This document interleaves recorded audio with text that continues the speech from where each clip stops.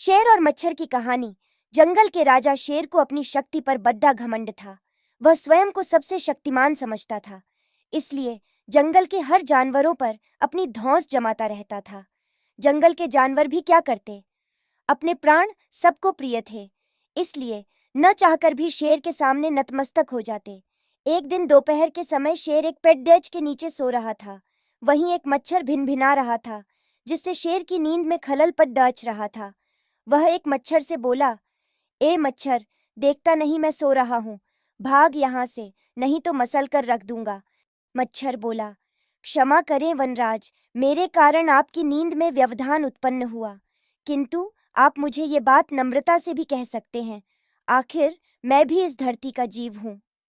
अच्छा, तो तू छोटा सा मच्छर मुझसे जुबान लड़ाएगा, और क्या घल कहा मैंने?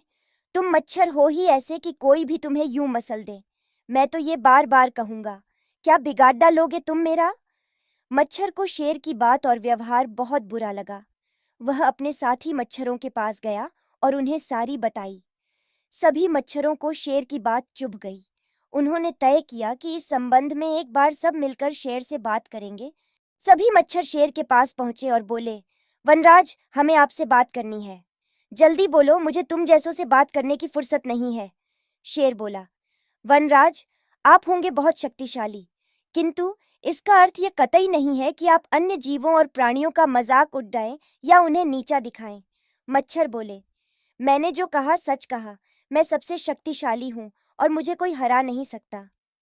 घमंड में चूर शेर गरजा, ऐसा नहीं है, अगर आप शक्तिशाली हैं तो हम में भी इतना सामर्थ्य है कि आवश्यकता पड़ने पर हम किसी का भी सामना कर सकते हैं और उसे हरा सकते हैं। हम आपको भी हरा सकते हैं। मच्छर भी चुप न रहे। यह सुनकर शेर हंसते हुए बोला, तुम लोग मुझे हराओगे? तुम लोगों की इतनी हिम्मत कि मेरे सामने आकर ये बात कहो।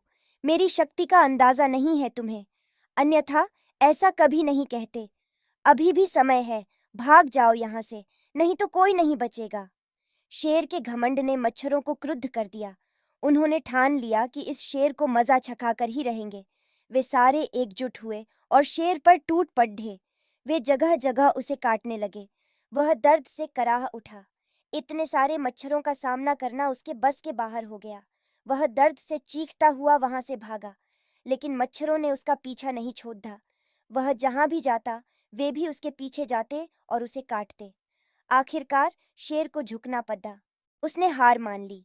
वह मच्छरों के सामने गिपद गिद्धाने लगा, मुझे बख्श दो, मुझसे गलती हो गई जो मैंने तुम्हें तुच्छ समझकर तुम्हारा मजाक उड़ाया और तुमसे बुरा व्यवहार किया। आज तुमने मेरा घमंड तुद्द दिया है, अब मैं कभी किसी को नीचा नहीं दिखाऊंगा। मच्छरों ने शेर को सबक सिखा दिया था, इसलिए उन्होंने उसे काटना बंद कर दिया।